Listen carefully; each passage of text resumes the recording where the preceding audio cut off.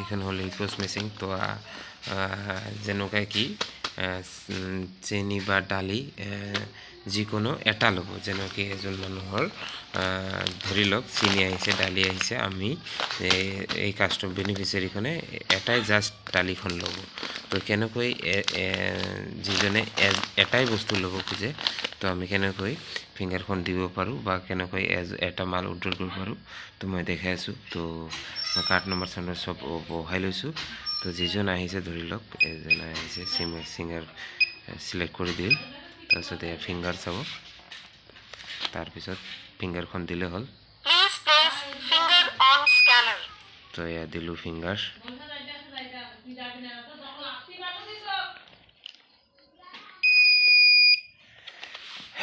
চাগে দীঘলীয়াকৈ তিনিটাকৈ উঠে যিহেতু এজন কাষ্টমাৰে এটাই ল'ব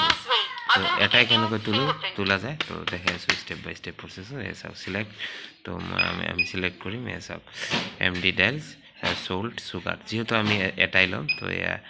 যিকোনো এটা চিলেক্ট কৰিলে হ'ল এয়া চিম্পল ট্ৰিক তো এয়া আমি MD ডাইলত টিপিম এয়া চিলেক্ট এই তলতটো যে চিলেক্ট তাৰপিছত যেটো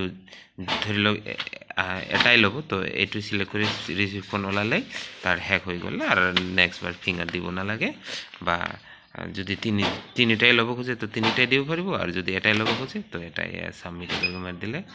এসব ওলাব আৰু দামখন কিমান হ'ব এইটো ওলাব তো এসব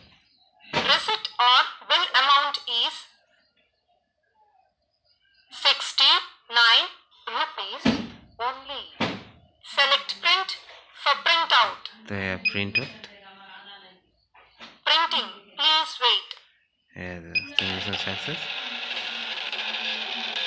তো এটা ওলাল আৰু তাৰপিছত আকৌ যদি ল'ব খোজে তেনেহ'লে আকৌ কাৰ্ড নম্বৰটো মাৰি আকৌ ফিংগাৰ ল'ব লাগিব তো যিহেতু এটাই ল'ব তো এটাই লৈ গ'ল আৰু তো ইয়াৰ পৰা ভিডিঅ'খন মই সামৰিছোঁ